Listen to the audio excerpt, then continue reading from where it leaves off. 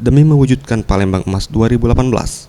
Fitriyanti Agustinda, Wakil Wali Kota Palembang, bersama dengan jajaran pejabat di lingkungan Pemkot Palembang, menghadiri pengajian Raudatun Nisa dalam rangka peringatan 1 Muharram 1439 Hijriah di Masjid Nurul Hikmah, Kecamatan Gandus.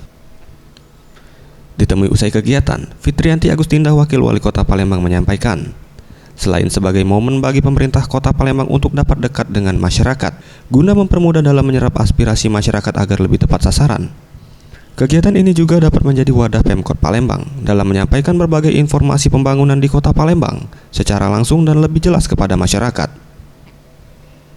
Bisa bersama ibu-ibu, dan momen ini memang selalu saya manfaatkan untuk menyampaikan berbagai informasi di Kota Palembang ataupun informasi yang ada di Kota Palembang. Dan momen ini juga saya manfaatkan untuk mendengar aspirasi masyarakat. Dalam kegiatan ini, Fitriyanti Agustinda juga memberikan santunan secara simbolis kepada 45 orang anak yatim.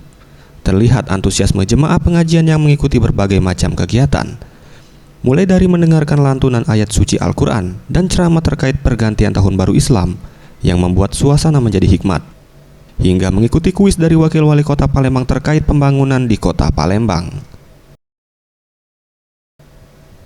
Anugrah Sandi Pratama, Sriwijaya TV.